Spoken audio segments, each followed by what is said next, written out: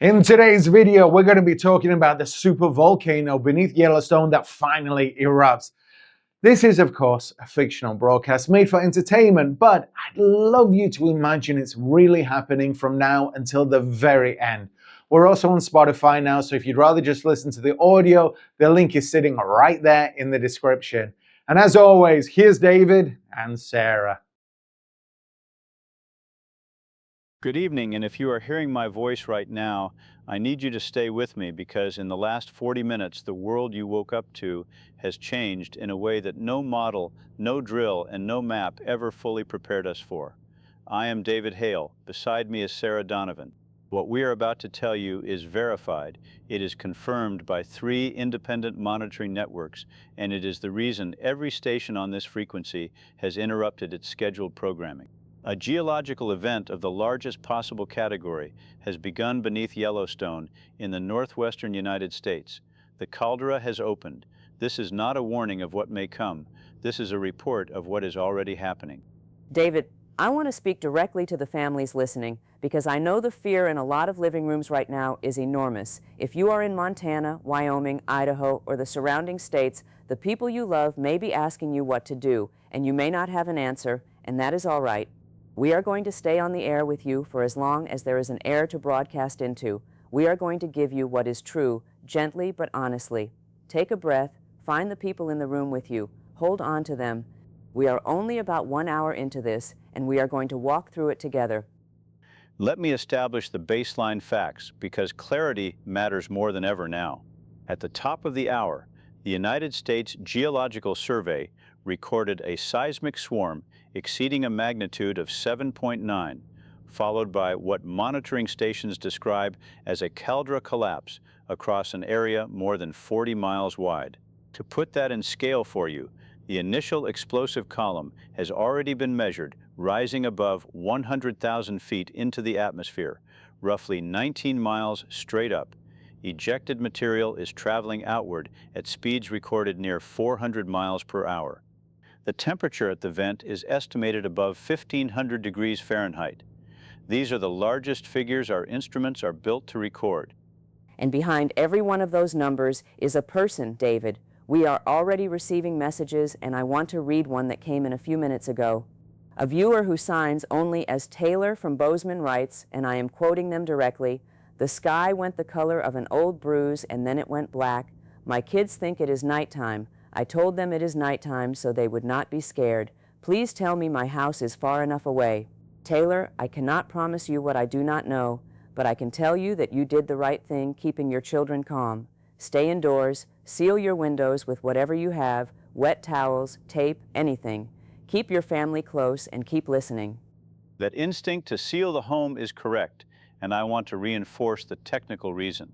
The immediate danger in the first hours is not lava in most populated areas. It is ash and pyroclastic flow. The pyroclastic flows, which are avalanches of superheated gas and rock, are the lethal event within roughly 60 to 100 miles of the caldera, and there is no outrunning them. Beyond that radius, the primary threat becomes ashfall. Volcanic ash is not soft like the ash from a fireplace. It is pulverized rock and glass. Breathing it damages the lungs. Accumulating on rooftops, it can reach a weight that collapses structures once it exceeds a few inches, especially if rain follows. We are getting our first images out of the region, and I will describe them carefully rather than sensationalize them because there are people watching who have loved ones in these exact places. What we can confirm is that the towns of West Yellowstone and Gardner have gone silent. No communications in or out. Cody, Wyoming reports total darkness at what should be midday with ash already falling like gray snow. In Idaho Falls, streetlights have switched on automatically because the sensors believe the sun has set. David, people are driving with their headlights on at noon, and the roads are already jamming as everyone tries to leave at once. That road congestion is going to become one of the defining challenges of the next several hours, and I want to be precise about why. The interstate system in that corridor, primarily Interstate 90 and Interstate 15, was never designed for a simultaneous evacuation of millions. Traffic modeling from prior emergency planning suggested that a full evacuation of the greater Yellowstone hazard zone would require more than 70 hours under ideal conditions. Conditions are not ideal. Ashfall reduces visibility to near zero and clogs engine air filters, meaning vehicles are stalling and blocking lanes. We are at this early stage already seeing the beginnings of gridlock reported from Billings down through Casper. I want to bring in someone who can help us understand what the Earth is actually doing right now, because the science matters and it can steady us. We are joined by Dr. Whitfield, a volcanologist who has spent a career studying exactly this caldera system. Dr. Whitfield, thank you for staying on the line with us during what I know is an overwhelming moment for you professionally and personally. Can you help our viewers understand, in plain language, what has happened beneath Yellowstone and whether there is any part of this that behaves in a way we can predict from here? Thank you, Sarah, and I will be as plain as I can. For a very long time, the ground beneath Yellowstone has held an enormous reservoir of partially molten rock, sitting a few miles below the surface. What appears to have happened is that the roof over that reservoir failed all at once, the way a ceiling gives way, and the pressure that had been held for many thousands of years released. That release is what we call a caldera-forming eruption. The honest answer to your second question is that we cannot predict the fine details from here. What I can tell people is that the worst of the explosive violence tends to come in pulses over the first day, not in one single burst. Dr. Whitfield, this is David. I want to ask you about the volume of material, because I think our viewers deserve the real scale, even if it is difficult. Earlier caldera-forming events at this site are estimated to have ejected on the order of 240 cubic miles of material. Are we looking at something of that magnitude? And if so, what does that mean for regions far outside the immediate blast zone in terms of ashfall reaching states like Nebraska, Kansas, and beyond over the coming day? David, the early measurements are consistent with an event in that upper range, and I will not soften that. When you eject that quantity of material, the ash does not stay local. Prevailing winds at high altitude move generally from west to east across North America. So within the first day, I would expect measurable ashfall reaching well into the Great Plains and fine ash carried much farther. Denver, Salt Lake City, and Rapid City are in serious jeopardy from heavy accumulation. The practical guidance I would give every listener is simple. If ash is falling where you are, treat the air itself as the hazard. Cover your mouth and nose and get inside. Dr. Whitfield, before we let you return to your monitoring, I want to ask the human question that I think a lot of parents are holding on to tonight. For someone who is far enough away to survive the immediate danger, but who is watching the sky go dark, what would you tell their children about why the sun is gone and about whether it will come back? People need something true that is also something they can bear to hear. Sarah, I would tell the children the truth in a shape they can hold. The mountain that had been sleeping for a very long time woke up, and it threw a great deal of dust into the sky. And the dust is blocking the sun the way a thick curtain blocks a window. And I would tell them that the dust does come down again, and the sun does return, though it will take longer than any of us would wish. I would not promise a number of days I cannot keep. I would promise that the sun is still there above the curtain and that it has not gone out. That much is true. Thank you, Dr. Whitfield. Please stay safe, and please come back to us when you can. That reassurance that the sun has not gone out is something I want every family listening to hold on to tonight, because we are going to need to hold on to true things in the hours ahead. David, we are now just past the second hour, and the messages are coming faster than we can read them all. They are, and let me update the confirmed figures because they are moving and our viewers deserve accuracy over comfort. As of this hour, emergency management officials have not released a formal casualty count, which is standard in the earliest phase of an event this large, but based on population data for the immediate hazard zone within 100 miles of the caldera and the confirmed loss of communication from multiple communities, the realistic early estimate being discussed among officials is in the range of tens of thousands already lost in the first pulse. I want to be careful. That is an estimate, not a confirmed count, but I will not tell you it is small. Here is a message I need to read because the person who sent it asked us to. It comes from a viewer who signs as Jordan, writing from a basement in Livingston, Montana. Jordan writes, "We could not get out in time, the roads were stopped, So we are in the cellar with my parents and 2 neighbors and a dog. We have water and some food. The ceiling is shaking. If you are reading this out loud, then someone knows we are here. Jordan, we are reading it out loud. Someone knows you are there. All of us know you are there now. Stay low, stay together, and keep that dog close because animals steady us more than we admit. For listeners in Jordan's situation, sheltering below ground is genuinely the correct decision, and I want to give the technical reasoning so others facing the same choice can decide. A basement or cellar provides 2 forms of protection. It shields against the collapse risk from ash loading on the roof above, and it provides a pocket of more breathable air away from the falling ash outside.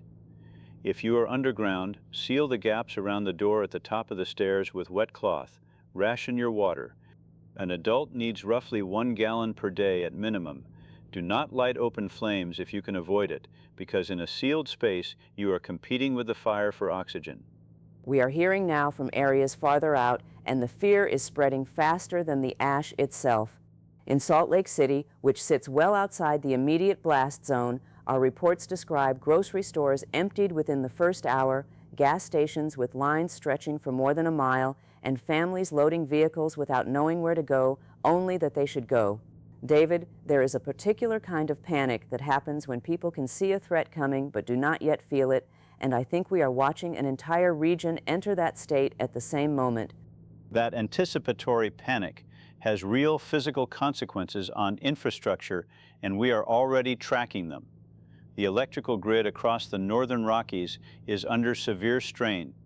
Ash is conductive when it is even slightly damp, and it causes what engineers call flashover across power lines and transformers, creating short circuits and cascading failures. We have confirmed major power outages across most of Wyoming and large portions of Montana and Idaho. More than 4 million customers are currently without electricity in the affected states, and that number is climbing by the minute as the ash cloud expands eastward. Once the power goes, water pumping stations often follow, and that changes the survival math for everyone downstream. And when the power goes, David, so does the heat, so do the medical devices, so does the ability to charge the phone that a frightened person is using to reach us right now. I am thinking tonight about the people who depend on machines to breathe, on refrigerated insulin, on dialysis. Hospitals in Billings and Boise are reporting they have switched to backup generators, and the staff, the nurses, and the doctors are staying at their posts in the dark. I want to say directly to those workers, if any of you can hear this between shifts, we see you. The whole country sees you standing there when leaving would have been so much easier. The hospital situation is going to be one of the most important stories of the next 20 hours, and the arithmetic is unforgiving, so let me lay it out. Backup generators in most hospitals are rated to run for somewhere between 24 and 96 hours on stored fuel, depending on the facility. Refueling requires trucks, and trucks require passable roads and functioning fuel depots, both of which are now compromised across the region. This means that even facilities that survive the initial event intact are operating against a clock. The medical system is not failing from a single blow. It is failing from the slow arithmetic of fuel, filters, and time. We are now approaching the 3rd hour, and I want to pause on something that gives me hope even in the middle of all of this. Across the affected region, ordinary people are doing extraordinary things. In Idaho Falls, we have a confirmed report of a school bus driver who, when the evacuation stalled on the highway, drove a full bus of children onto side roads by memory, in near total darkness, and reached a community shelter. In Rexburg, neighbors are going door to door, pulling elderly residents out of homes with ash piling on the roofs. David, the systems are strained, but the people, the actual human beings, are rising. They are, and courage like that changes outcomes in measurable ways, so it belongs in the record alongside the casualty figures. Let me quote now from the official statement released moments ago by the Federal Emergency Coordinating Authority, and I am reading it verbatim. The statement reads, "A geological emergency of the highest severity is in progress in the Yellowstone region. All residents within 300 miles are advised to shelter in place unless directed to evacuate by local authorities. Air travel across the western United States is suspended." The public is urged to remain indoors, protect airways from ash, and conserve water and power. Further guidance will follow. End of statement. The suspension of air travel is going to strand a great many people far from home, David, and I keep thinking about them too, the travelers, the ones who happen to be in Denver or Salt Lake or Boise for a wedding or a job interview or a hospital visit, who now cannot get back to the people they love. If you are one of those stranded travelers listening tonight, find a public shelter, tell someone your name and where your family is, and do not try to drive through the ash to get home. The people who love you would rather you be safe and far away than lost trying to reach them. That advice to shelter rather than drive is supported by the earliest casualty data we are able to piece together, and the pattern is clear. A significant share of the deaths in the outer zones, beyond the immediate pyroclastic reach, are coming not from the eruption directly, but from the roads. Vehicle collisions in zero visibility, engine failures leaving people stranded in toxic air, and crush injuries in the crowds at fuel stations. As of this hour, the working estimate being shared among emergency officials has risen, and I will give it to you plainly. The figure now being discussed is on the order of 60,000 lives lost in the first 3 hours. I want to hold a moment for that number because it is not a statistic. It is 60,000 separate lives. Thank you for holding that moment, David. I think we should hold many more of them tonight. Here is another message, and this one I found hard to read, but the sender wanted it heard. It comes from a viewer signing as Casey in Pocatello. Casey writes, "My grandmother would not leave her house. She said she has lived here 87 years, and she will stay. I could not carry her, and I could not stay. I do not know if I did the right thing." Casey, listen to me. There is no right thing in an impossible moment. You honored what your grandmother chose. Carrying that choice is its own kind of love, and you are allowed to grieve and to keep living at the same time. We are seeing the ash cloud expand on the monitoring data now, and I want to give our viewers the geographic reality of where it is heading over the next several hours, because forewarning saves lives. The upper level winds are carrying the densest part of the plume east and slightly south. Current projections have heavy ashfall reaching Rapid City, South Dakota, and the western edge of Nebraska within the next few hours. Denver, Colorado is expecting significant accumulation before the day is out. Cities that consider themselves safely distant, including Omaha and even Kansas City, should begin preparing now for measurable ashfall and the respiratory hazard it brings.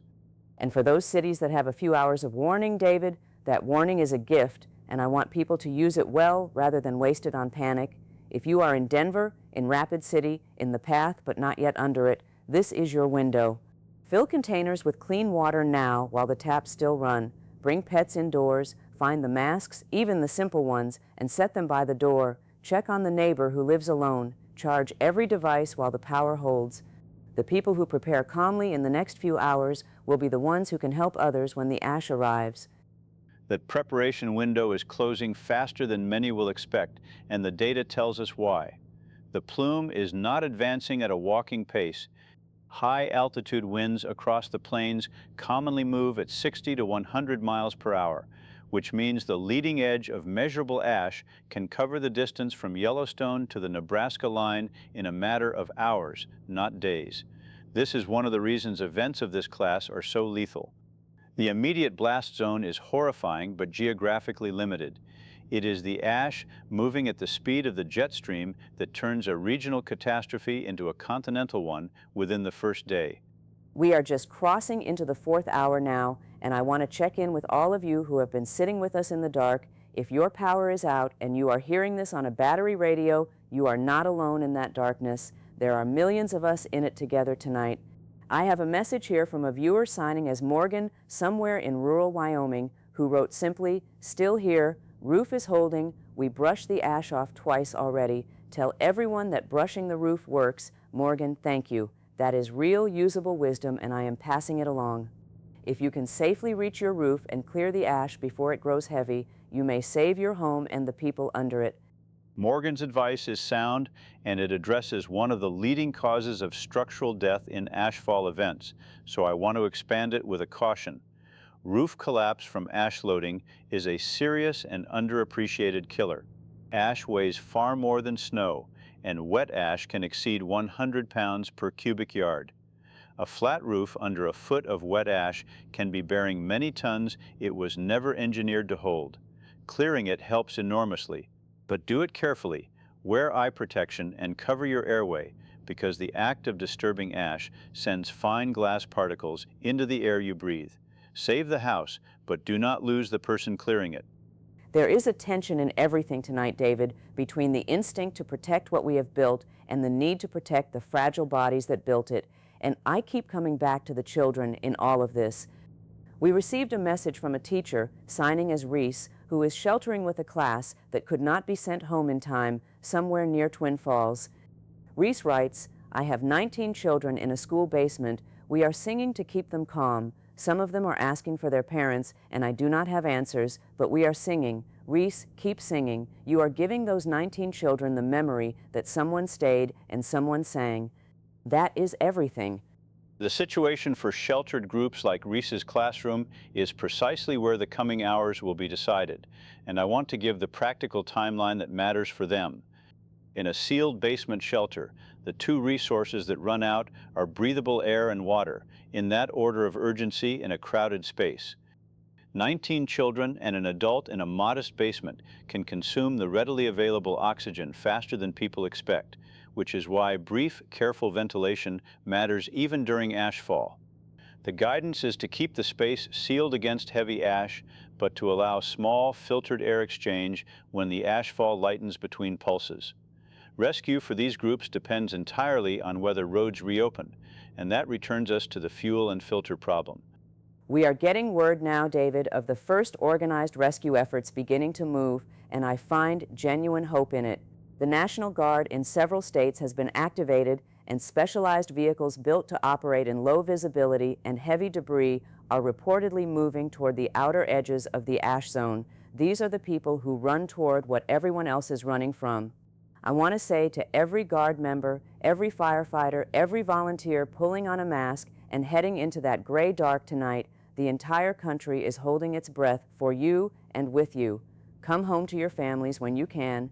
The military and Guard mobilization is significant, and I want to give the confirmed scale as we cross into the 5th hour. Multiple governors have activated their National Guard units, and the federal government has authorized the deployment of active duty engineering and medical units. The immediate mission is not the inner blast zone, which remains inaccessible and, we must be honest, largely beyond rescue. The mission is the outer ring, the corridor from roughly 100 to 300 miles out, where survivors are trapped by ash and stalled traffic, but where conditions still permit entry. Aircraft cannot fly through ash, so this will be a ground operation, slow and dangerous, measured in miles per hour, not in the speed we are used to from disaster response. 5 hours in, and I want to acknowledge something honestly to all of you listening. The night is going to get longer before it gets shorter, and the numbers David is going to have to report are going to get harder to hear. But I made a promise at the start of this broadcast, and I intend to keep it. We are not going to leave you alone in the dark. As long as there is power to this station and breath in our bodies, we are going to keep talking to you, reading your messages, and telling you what is true. You matter to us. Every single one of you out there in the gray tonight matters to us. And I will keep the facts coming, because facts are a form of care in a moment like this. Let me consolidate where we stand at the 5th hour. The eruption continues in pulses, consistent with what Dr. Whitfield described. Confirmed power loss now affects more than 9 million customers across 6 states. The ash cloud has crossed into South Dakota and is approaching Nebraska. The working casualty estimate being discussed by officials has risen to approximately 90,000 lives lost, with the understanding that many communities remain unreachable and uncounted. Air travel across the western half of the country remains fully suspended. This is the shape of the first 5 hours. I have an official statement to share as well, this one from the Government of Canada. Because, David, this was never going to remain a story about one country. The statement reads, in part, Canada stands in full solidarity with our neighbors and is mobilizing emergency resources along the shared border. Reception centers are being opened in Alberta and Saskatchewan for those able to reach them. We grieve with the American people in this hour. I find something steadying in that, in the reminder that when one part of the human family is in the dark, the rest of us reach toward it. The border tonight is not a line, it is an open hand. That international dimension is going to grow, and the reasons are atmospheric, not merely diplomatic. So let me explain what our viewers should understand. An eruption of this magnitude does not respect borders because the atmosphere does not respect borders. The fine ash and the gases injected into the upper atmosphere, particularly sulfur compounds, will circulate globally over the coming days and weeks. The immediate humanitarian crisis is North American. The longer arc of this event, which we will discuss carefully as the hours go on, is planetary. But tonight, in these first hours, our focus remains on the people directly in the path because that is where lives can still be saved right now. As we move toward the 6th hour, I want to read one more message before we continue because it captures something I think we all need to hear. It comes from a viewer signing as Avery in a shelter outside Great Falls, Montana. Avery writes, "The room is full of strangers, and an hour ago we were all afraid of each other. Now we are sharing food, and a woman I never met is holding my baby so I can sleep. I did not know people could become a family this fast." Avery, they can. They always could. It sometimes takes the sky going dark for us to remember it, but the capacity was always there in us, waiting. That transformation Avery describes, strangers becoming family under pressure, is not sentimentality. It is documented human behavior in disasters, and it will matter enormously for survival in the days ahead. When formal systems fail, and many are failing tonight, informal networks of ordinary people cooperating become the actual mechanism of survival. Communities that organize, that share water and skills, and watch over the vulnerable measurably outlast those that fragment into isolation and fear. So as your host who deals in data, let me give you a data-driven instruction. Find your people, pool your resources, assign tasks. Cooperation is not just kind. In the coming hours, it is the single most protective thing you can do. We are 6 hours into this now, and the sky over a third of a continent has gone dark at what should be the brightest part of the day. But I keep returning to Avery's shelter, to Reese singing to 19 children, to Morgan clearing that roof, to the guard members moving into the gray. David and I are going to stay right here with you through the 7th hour and the 8th and beyond. Keep your messages coming, keep checking on each other, and keep listening, because as long as this signal reaches you, you are not alone, and we are not going anywhere. We are not. Let me leave this stretch of our coverage with the clearest summary I can offer as we approach the 7th and 8th hours. A caldera forming eruption at Yellowstone, the largest class of geological event on this planet, began roughly 6 hours ago. The immediate blast zone within 100 miles has suffered catastrophic loss. The ash cloud is now advancing across the Great Plains at the speed of the upper winds. Power is out for more than 9 million people. The estimated toll approaches 100,000 and will rise. And yet, across all of it, people are sheltering, clearing roofs, singing, sharing food, and moving toward one another in the dark. Stay with us. There is a great deal more to tell, and we intend to tell all of it, together with you. We are now crossing into the 8th hour, and I want to begin this stretch the way I mean to carry it, by staying close to the people. A message just reached us from a listener signing as Quinn in a farmhouse outside Sioux Falls, South Dakota. Quinn writes, "The ash started falling here about an hour ago. It looks like dirty snow, but it smells like a struck match. We have taped every window, and we are down in the cellar with the animals we could save. My grandmother is telling the little ones a story to keep them calm, and I am writing to you because your voices are the only thing on the radio that is not static. Quinn, I have your grandmother in my heart right now, telling that story down in the dark. Keep those windows sealed. Keep the little ones close to that voice. You are doing everything right, and you are not alone down there." Quinn's account is valuable to us beyond its humanity because it gives me a confirmed timeline marker, and I want to explain what it tells us. Sioux Falls sits roughly 350 miles from the caldera. Ashfall beginning there at the 8th hour is consistent with the upper-level wind speeds we have been tracking, which are carrying the plume east and slightly north at between 80 and 100 miles per hour. The description Quinn gives us, ash resembling dirty snow with a sulfur odor, is textbook fine volcanic ash mixed with sulfur dioxide. That smell of a struck match is the sulfur, and it is why sealing the windows matters so much. Inhaled over hours, this material scars the lungs. Taping the windows and sheltering below ground, as that household has done, is precisely the correct response, and I want every listener in the Ashfall Band to hear that this is the survivable choice. And it is choices like that, made in cellars and hallways and taped up bedrooms all across the plains tonight, that are quietly saving lives that will never make it into a single statistic.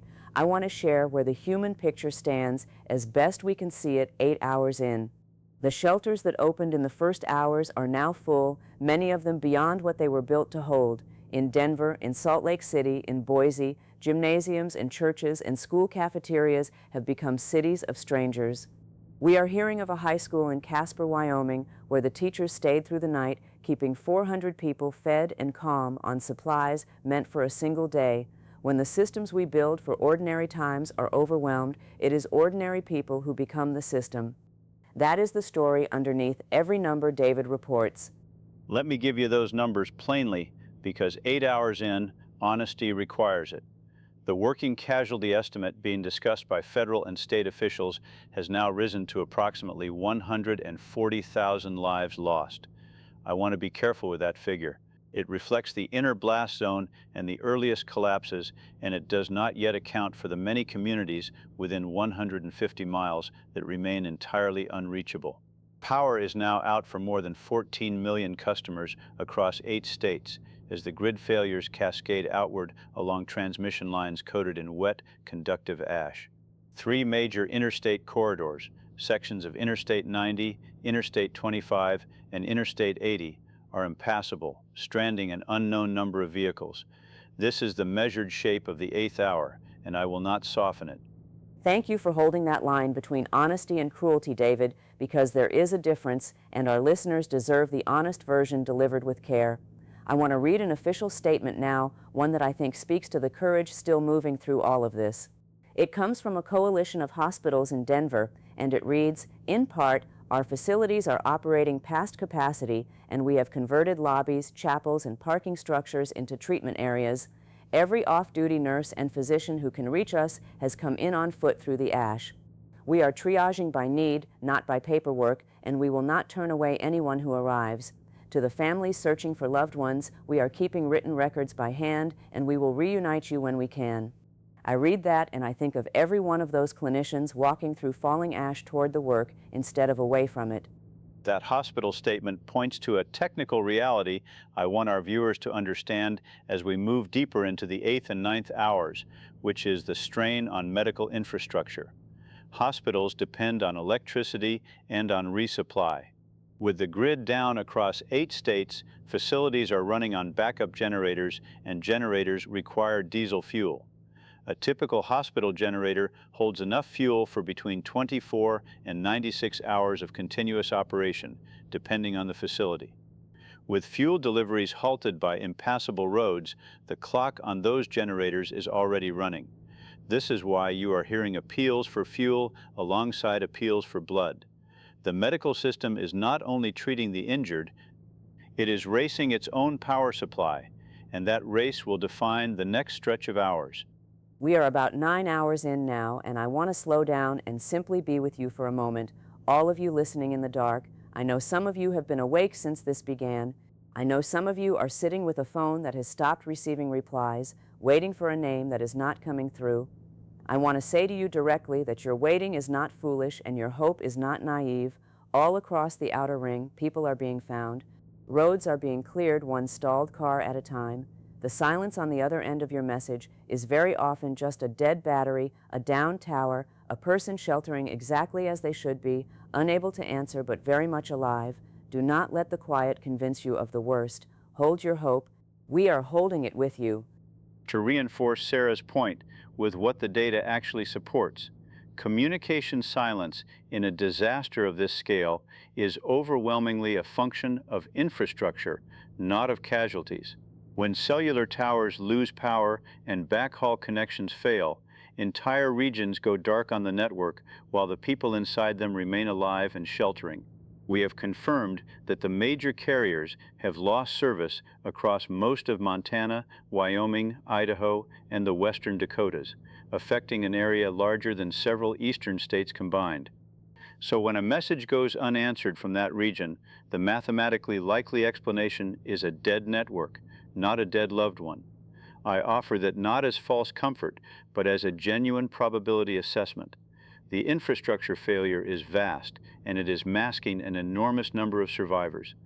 I want to bring in a voice we have not heard from in a few hours because Dr. Whitfield has stayed with us through the night, tracking the eruption's behavior, and there is a question weighing on many of you that only a scientist can answer. Dr. Whitfield, thank you for staying. Listeners keep asking the same thing in different words from shelters and cellars all across the middle of the country. They want to know, simply, is it still erupting, and how much longer must they endure this before the sky begins to clear? Thank you, Sarah, and I will give you the truth as the instruments show it to me. The eruption is still ongoing at the 9th hour, and I want listeners to understand that this is expected for an event of this class. These are not brief explosions. A caldera-forming eruption can sustain its major phase for many hours and pulse for days. What our seismic and satellite readings show right now is that the eruption has settled into a somewhat steadier column. Still enormously powerful, but no longer escalating the way it did in the first 3 hours. That is meaningful. It suggests we may have passed the peak of the initial paroxysmal phase. I want to be careful, because steadier is not the same as ending. The ash injection into the atmosphere continues. But for those enduring the ashfall tonight, the most violent hours of the eruption itself are likely now behind us. Dr. Whitfield, I think that word, behind us, is going to mean a great deal to a great many people tonight, and I thank you for it. Let me ask one more thing on behalf of a listener signing as Casey, who wrote to us frightened not for tonight but for the winter to come. Casey asked, once the sky is full of all this ash and sulfur, what happens to the growing season? What happens to the food? I know that is a large question, but our listeners are already thinking past survival tonight toward the survival of the months ahead, and I would rather they hear the truth from you than fear the unknown. Casey is asking exactly the right question, and I respect the listeners for thinking ahead.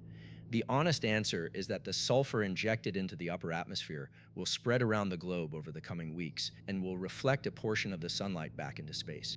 This will cool the planet's surface measurably, likely by several degrees Fahrenheit on average, and more than that across the interior of continents. The result will be shortened growing seasons and reduced harvests, particularly across the northern hemisphere, for a period of probably 2 to 3 years before the atmosphere clears. I will not pretend this is small. It is a global agricultural disruption. But I want Casey and everyone to hear the other half of the truth. This is a survivable cooling, not a permanent one. Humanity has endured comparable events in its deep past and come through. The task ahead is to share food across borders and manage the stores we have. It is hard, but it is a problem with a solution. Dr. Whitfield, before we let you rest, I want to put one figure to you for confirmation, because our viewers deserve precision on the atmospheric question. Our understanding is that this eruption has injected sulfur dioxide into the stratosphere on the order of hundreds of millions of tons, which would place it among the largest volcanic events in the entire span of human civilization. Is that consistent with what your instruments are showing? And does that magnitude support the 2 to 3 year cooling window you just described rather than something longer or more severe? That is consistent, David, and I appreciate the care in the question. The satellite spectrometers are reading a sulfur dioxide mass in that range, yes, among the very largest in the record of civilization. And to your second point, that magnitude does support a cooling measured in a few years rather than a geological age. The atmosphere is not a permanent trap. It cleanses itself. The sulfur will gradually wash out through precipitation and settling over roughly 2 to 3 years, and each passing season after the peak will bring the sunlight back a little stronger. So the number is frightening in its size, but the physics of recovery is on our side. The sky that is closing tonight will open again. I want that to be the last thing your listeners hear from me this hour. The sky will open again. The sky will open again. Dr. Whitfield, thank you not only for your knowledge tonight, but for the way you have carried it with honesty and with mercy at the same time. Please rest and please come back to us. We are now past 10 hours into this event, and those 5 words are going to travel a long way in the dark tonight. I want to read a message that came in while Dr. Whitfield was speaking from a listener signing as Jordan in Lincoln, Nebraska. Jordan writes, We heard the scientists say the sky will open again, and my daughter, who is 7, asked me to write and say thank you. She has been drawing pictures of the sun so she does not forget what it looks like. Please tell them we are going to be okay. Jordan, tell your daughter we heard her, and tell her to keep drawing that sun. She is going to see the real one again. Let me consolidate the confirmed picture as we cross 10 hours, because our newer listeners deserve the full shape of it. The eruption began roughly 10 hours ago beneath Yellowstone, a caldera-forming event of the largest geological class. The inner blast zone within 100 miles suffered catastrophic and largely total loss in the first hour. The ash cloud has now spread across portions of 9 states, from Montana down into Colorado and eastward past the Missouri River. Power is out for more than 14 million customers. Major interstates are severed, and the working casualty estimate under discussion by officials now stands at approximately 180,000 lives lost, a number that continues to climb as unreachable areas are slowly accessed. That is the measured reality at the 10th hour. 180,000. David, I want us to sit with that number for just a breath before we move on, because it is easy on a night of such vast figures to let a number like that become abstract. It is not abstract. It is 180,000 kitchens where someone will not come home. It is that many chairs that will stay empty. I say this not to wound anyone listening, but because I believe the dead deserve to be counted as people and not as statistics, even now, especially now. And to the searching families across the country tonight, please hear this. That number is an estimate built partly on the unreachable, and unreachable does not mean lost. Many of the uncounted are alive in cellars and shelters, waiting, exactly like Quinn and that grandmother down in the dark. We are approaching the 11th hour, and I want to turn to the Outer Ring rescue operation, because there is genuine, verifiable progress to report there, and progress is a fact I am glad to deliver. The National Guard and active duty engineering units that mobilized in the early hours have now established what the military is calling clearance corridors along the eastern edge of the ashfall. Working outward from cities like Rapid City and Cheyenne, convoys of engineering vehicles are physically pushing stalled cars aside and cutting paths through drifted ash toward stranded populations. The pace is slow, often below 10 miles per hour, but it is steady. Early reports indicate thousands of stranded travelers have already been reached and moved to shelter along Interstate 90's eastern stretch. This is the machinery of rescue grinding forward, mile by mile, in conditions that would stop most operations entirely. Thousands reached. I want our listeners to hold on to that, because for every one of those thousands there is a family somewhere refreshing a screen that will not load, and they do not yet know their person has been found. The knowing will come. It travels slower than the rescue does, but it comes. I want to read an official statement that speaks to this from the state of South Dakota, which said, "Our clearance teams are prioritizing corridors toward known shelter locations and stranded vehicle clusters identified before the networks failed. We are keeping handwritten manifests of every person moved to safety, and these manifests will be consolidated and made searchable as soon as communications permit. We ask families to hold on. We are writing down every name, every name. In a night this dark, someone with a clipboard writing down every name is its own kind of heroism." That handwritten manifest system Sarah just described is more important than it may sound, and I want to explain why from a system standpoint. In a normal disaster, digital databases track the displaced in real time. Tonight, with networks down across an area larger than several countries, we have reverted to pen and paper, to the technology of the clipboard and the ledger. It is slow, it is manual, and it is remarkably resilient because it does not require electricity or a signal. Those handwritten lists, gathered in shelters and at checkpoints across the plains, will become the foundation of the reunification effort in the days ahead. So if you are sheltering somewhere tonight, give your name to whoever is keeping the list. Get counted on paper. That simple act is how you will be found. We are now 12 hours into this, half a day since the sky first tore open, and I want to mark that passage honestly with you. For many of you, this has been the longest night of your lives, and for some of you listening in the far western ashfall, it is still not morning. The sun simply cannot reach you through what is overhead. I have been thinking about the volunteers and the guard members and the nurses walking toward the danger all night, and about the people in the cellars keeping children calm. And I want to name something I believe is true. There is a kind of courage that makes no sound. It does not run into a burning building, it just stays. It stays awake beside a frightened child, it keeps sealing the windows, it keeps the list. 12 hours in, that quiet courage is holding this country together in the dark. 12 hours in, let me give the consolidated data for those measuring this event by its scale. The ashfall zone now covers portions of 10 states and has begun to lightly dust communities as far east as Iowa and Minnesota. The estimated toll under official discussion has risen to approximately 220,000 lives lost. Power outages affect more than 17 million customers as the grid damage propagates.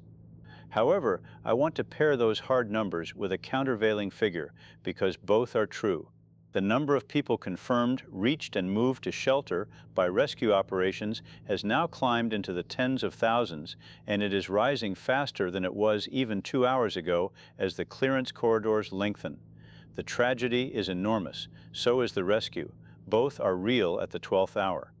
I am grateful you insist on holding both of those truths in the same hand, David, because a night like this could tempt anyone to hold only one. Let me read a message that arrived just now from a listener signing as Taylor, who is one of the guard members you have been describing.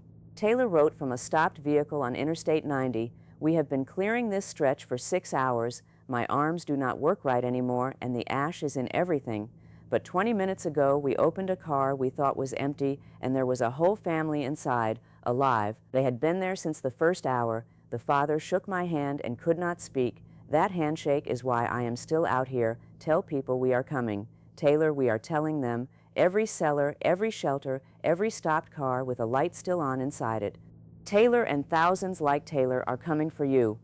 Taylor's account lets me quantify something I have only been able to describe until now, which is the survival profile inside stranded vehicles. That family, alive since the first hour in a sealed car, illustrates why we have urged people not to abandon their vehicles in the ashfall. A car with its windows up and its ventilation closed is a survivable shelter for many hours, far better than attempting to walk through ash that damages the lungs and reduces visibility to a few feet. The families being found alive in stopped cars along Interstate 90 are being found precisely because they stayed put. As we move past 12 hours and toward 13, that remains the guidance for anyone stranded on the road. Stay with your vehicle, keep the ash out. Wait for the corridor to reach you. It is reaching you. 13 hours in now, and I want to speak for a moment to those of you who are beginning to feel the second wave of this, which is not the fear anymore, but the exhaustion. The adrenaline of the first hours has burned off, and what is left is the long grind of enduring. If you are in a shelter where the food is stretching thin, or a home where the temperature is falling because the power is gone, I want you to hear that what you are feeling is not weakness, it is the honest weight of a hard thing endured for half a day. Rest when you can. Trade off the watching with someone else so you can close your eyes. This is a marathon now, not a sprint, and marathons are finished by those who let themselves rest along the way. On the matter of falling temperatures Sarah just raised, I want to give our listeners in the outage zone concrete, life-saving guidance, because as we pass 13 hours, the cold is becoming its own hazard distinct from the ash. With power out for more than 17 million people and night having fallen across the region, indoor temperatures in unheated homes are dropping, in some northern areas toward and below freezing. The correct response is to consolidate. Gather everyone into a single small room, preferably one without large windows. Close off the rest of the house. Shared body heat in an enclosed space can keep a room survivable even without power. Layer clothing and place blankets on the floor as well as over you, because a great deal of heat is lost downward. Do not use outdoor grills or generators indoors under any circumstances, because that produces carbon monoxide that kills silently. Consolidate, insulate, and ventilate carefully.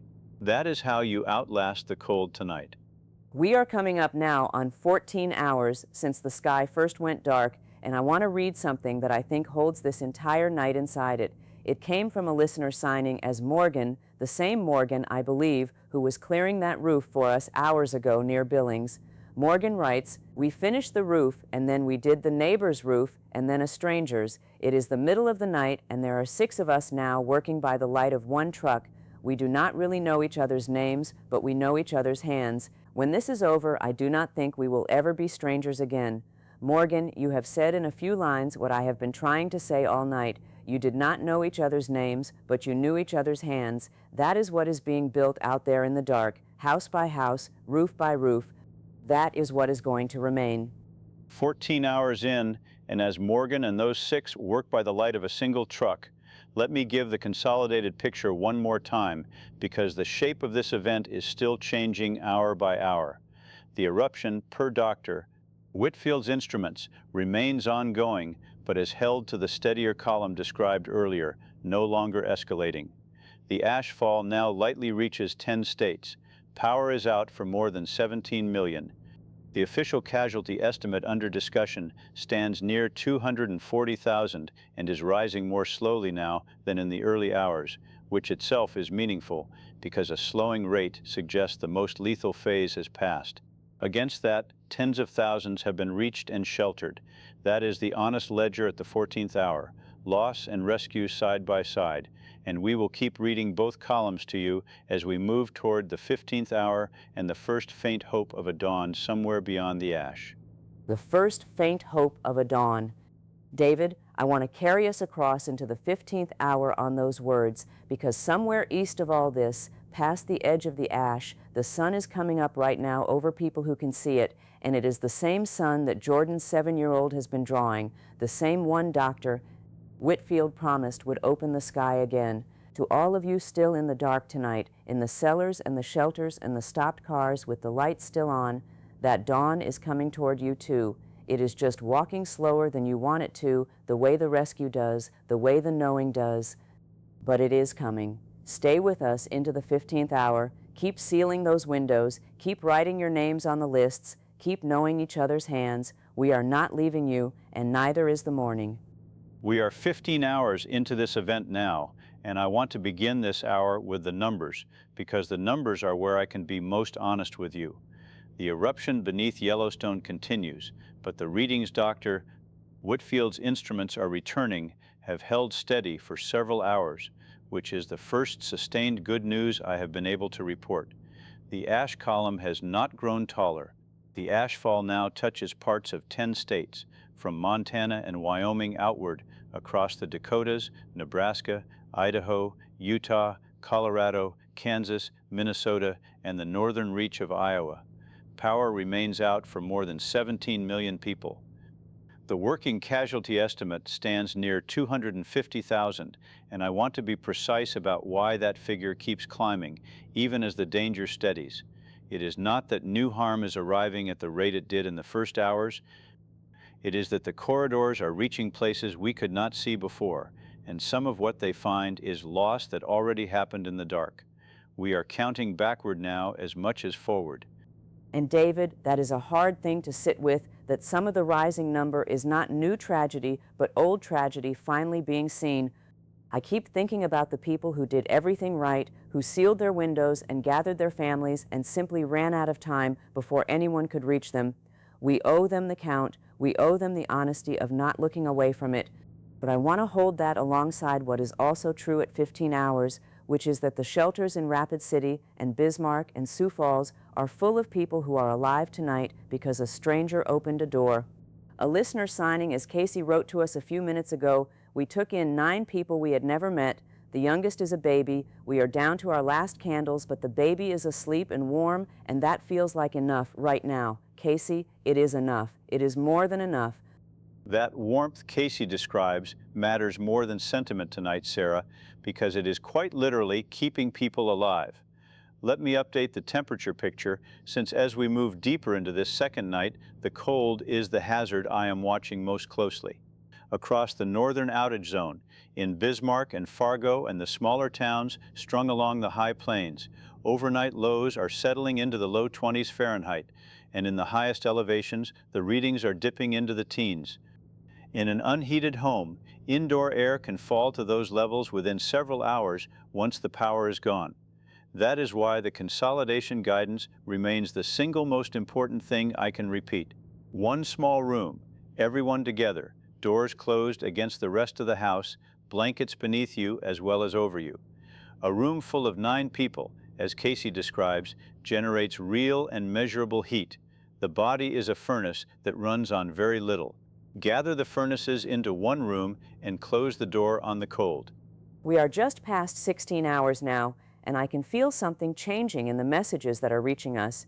In the first hours, they were sharp with fear, short, breathless. What is coming in now is quieter.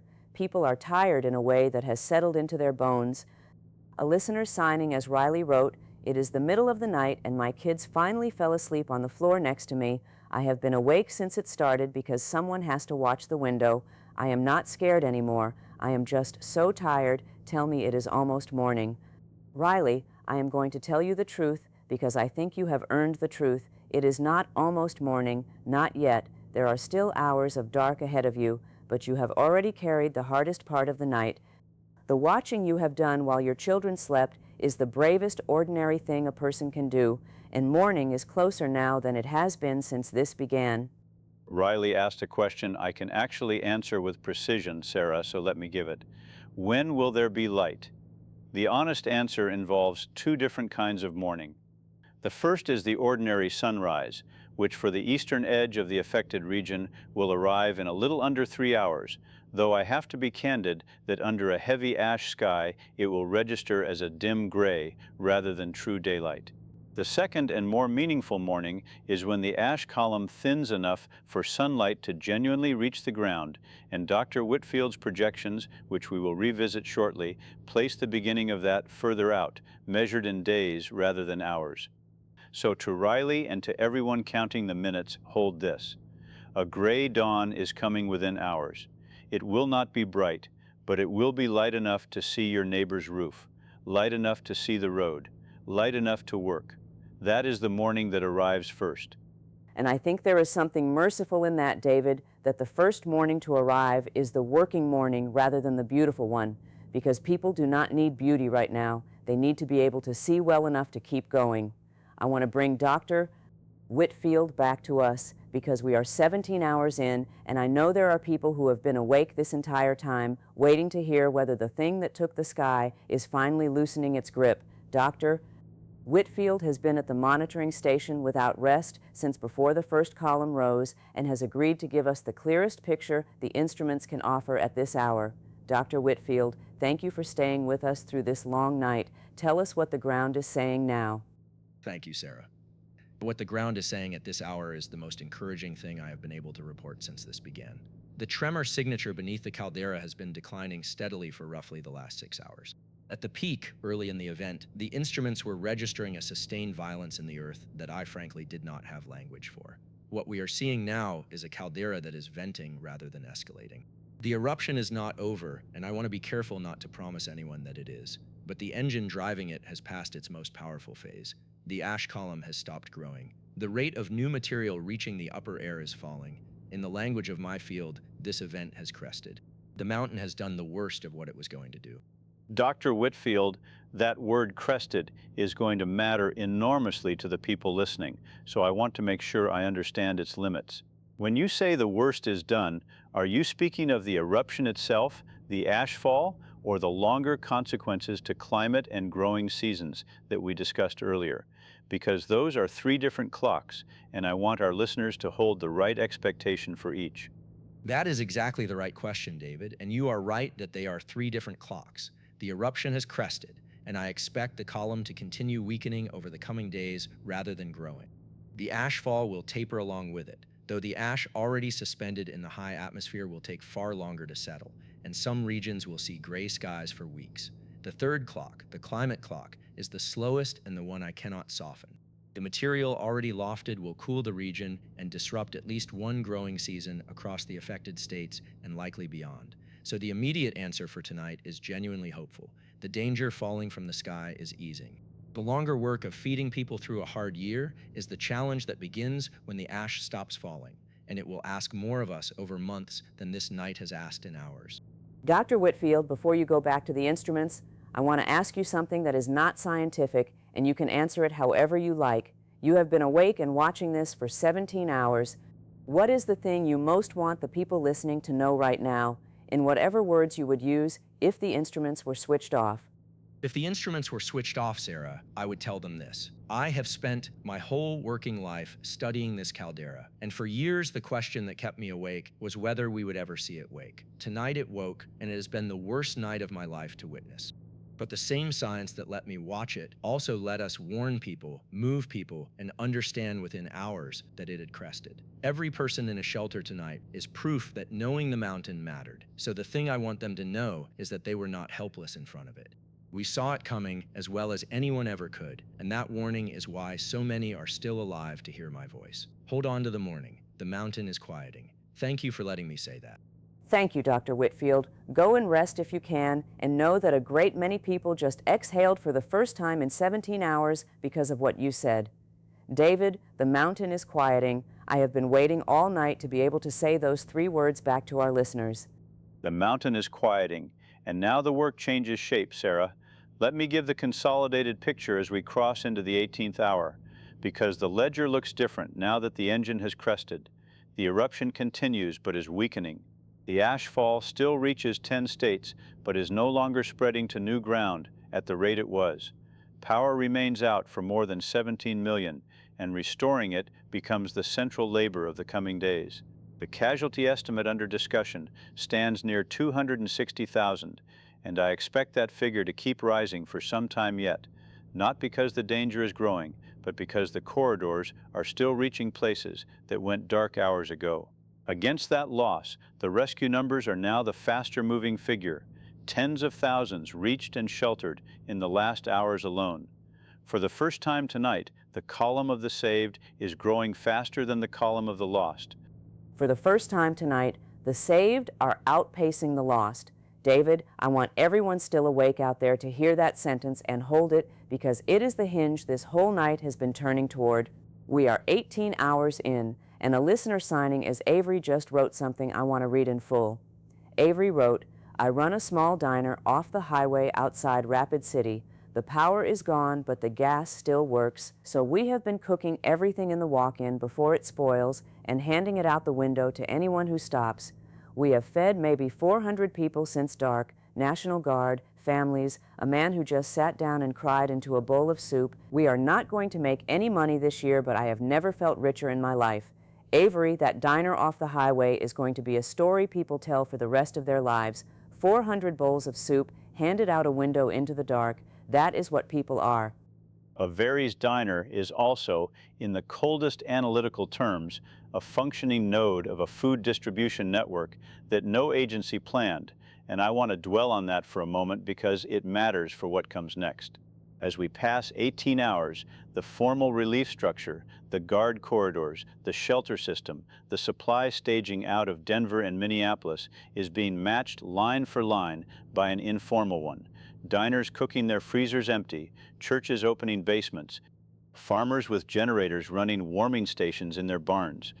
When historians eventually reconstruct how the affected region survived its first day, they are going to find that the official response saved a great many lives, and that the unofficial response, the Everys and the Caseys and the Morgans, saved a comparable number.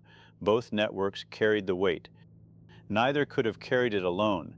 That is the honest architecture of this night. We are coming up now on 19 hours, and I can tell you that the gray dawn David promised has begun to arrive along the eastern edge of the ashfall. We are getting our first messages from people who can see it. A listener signing, as Quinn wrote, from eastern Minnesota, the sky outside is not black anymore. It is the color of old ash in a fireplace. But I can see the shape of the barn across the field for the first time since yesterday, and I have been standing at the window just looking at it. I did not know a gray sky could feel like a gift. Quinn, it can. After a night like this one, a gray sky is a gift. The dark is loosening. It is not lifting, not yet, but it is loosening, and Quinn standing at the window, looking at the shape of a barn, is the first small proof that the longest part of this is behind us. Quinn's gray sky lets me quantify the dawn, Sarah. which I have been waiting to do. Across the eastern band of the affected region, ambient light levels have begun climbing as the sun rises behind the ash, and while it remains far too dim to call daylight, it is now bright enough for ground crews to work without artificial light in many areas. That single change multiplies the pace of rescue. The guard corridors that spent the night advancing a few hundred feet at a time by headlight are now moving faster because the crews can see. As we cross 19 hours, that is the practical meaning of the gray morning. It is not comfort. It is throughput. More light means more cars opened, more roofs cleared, more roads found, more people reached per hour than at any point in the darkness behind us. We are 20 hours in now, and something is shifting in the tone of everything reaching us. The messages are no longer only about surviving the night. People are starting to ask about after. A listener signing as Reese wrote, "My family is safe and we are warm, and I know how lucky that makes us, but I keep looking at my kids and wondering what their world is going to be, whether they will remember this as the night everything ended or the night everything held." Reese, I have thought about that question all night, and here is the truest answer I have. Your children are going to remember this as the night everything held, because it did hold. Not everywhere, and not without terrible loss, but the things that had to hold, the shelters and the neighbors and the people who kept coming for each other in the dark, they held. That is the world your kids are going to grow up in, not the one that ended, the one that held. Reese asked the question I think history will ask too, Sarah, so let me try to answer it with the ledger as it stands at 20 hours. What ultimately happened here is that the largest volcanic eruption in recorded human history tore open beneath Yellowstone, blackened the sky across 10 states, and came closer to breaking the country than anything in living memory, and it did not break it. The casualty estimate at this hour stands near 270,000 souls, and I expect the final accounting, when it comes over the days ahead, to settle somewhere near 300,000. That is a wound this nation will carry for generations. And set beside it is the other number, the one that is harder to total but no less real. Millions of people who were in the path of this and are alive tonight because the warning came, the corridors opened, and strangers refused to leave each other behind. Both numbers are true. History will have to hold them together. We are past 21 hours now, and I want to read one more message before the sky gets any lighter, because I think it belongs to this hour. It came from Jordan, whose 7-year-old has been drawing the sun on the shelter wall all through this broadcast. Jordan wrote, "I wanted you to know that a little while ago the light coming through the high windows changed from black to gray, and my kid noticed before I did and pointed up at the drawings of the sun on the wall and then pointed at the window and said, 'It heard me.' Jordan, tell that 7-year-old that it did hear. Tell that child that a whole lot of tired grown-ups needed to believe the sun would come back tonight, and one 7-year-old kept drawing it on a wall until it did. That is the image I am going to carry out of this night. A child pointing at a gray window saying, 'It heard me.'" It heard me. Sarah, I am an analytical man, and I have spent 21 hours giving this audience numbers, because numbers are what I have to offer.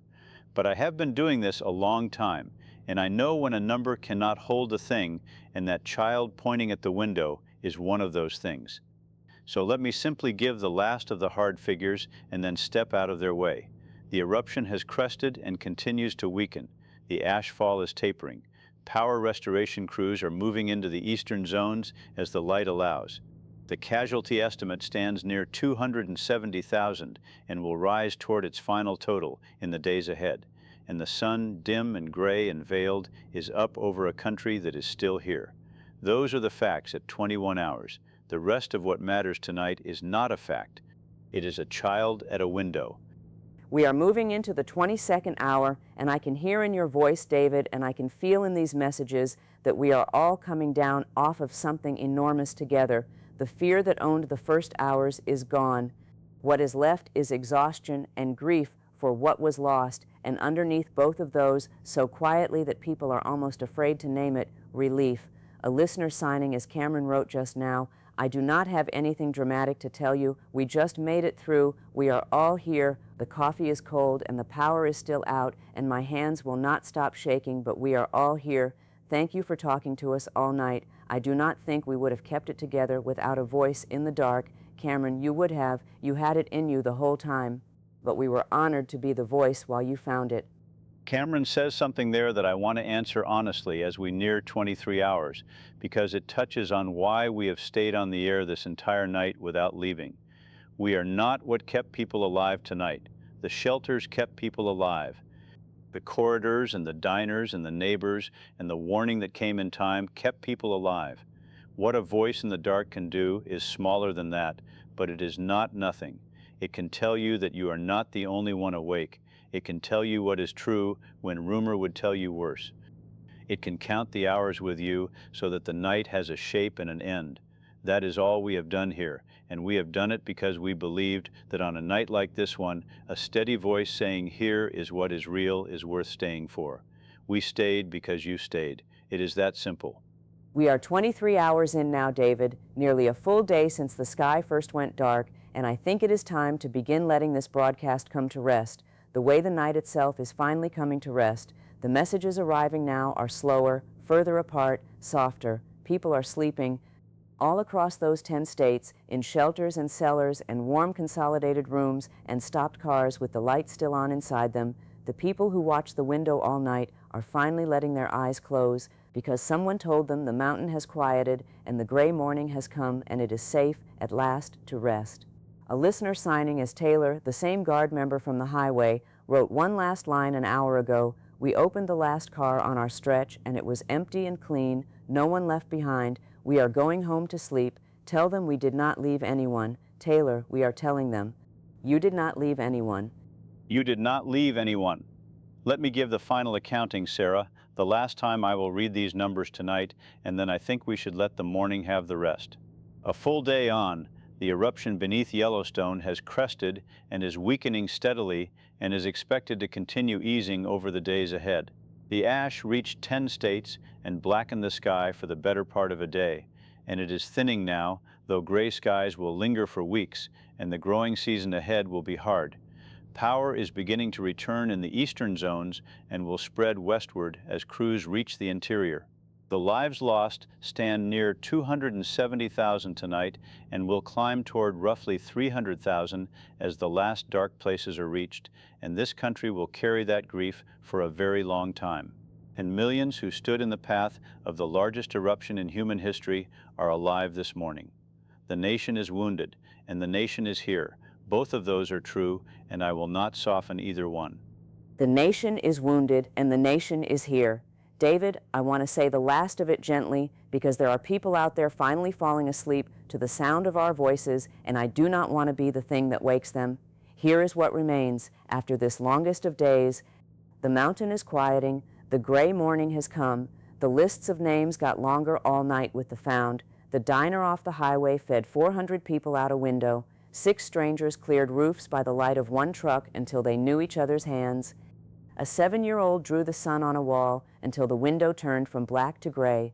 Those are the things that remain, not because they were louder than the loss, but because they outlasted it. That is what a country is, in the end. Not the disaster that comes for it, but the hands that reach for each other in the dark while it does. That is well said, Sarah, and I do not have a number that improves on it, so I will not try. To everyone who stayed awake with us through this longest of nights, and to everyone who is only now letting their eyes close, we are going to lower our voices and let you rest. The worst has crested. The morning, gray as it is, has come. The people whose job it was to come for you came, and they are still coming for the last few, and they did not leave anyone behind. There is hard work ahead in the daylight, a hard season, a hard year, but that is work for the waking hours, and you have earned the sleep before them. Rest now. We will be here when you open your eyes, and so, quietly, gray and veiled and steady, will the sun. Rest now, from both of us, from this small room where we have counted every hour of this day with you. Thank you for letting us be the voice in your dark. Sleep knowing the mountain has quieted, the morning has come, and you are not alone. You never were, not for a single hour of this whole long night. Close your eyes. The sun is up, dim and gray and gentle, and it is keeping watch now, so you do not have to. Good night, all of you. Good night. We will still be here in the morning.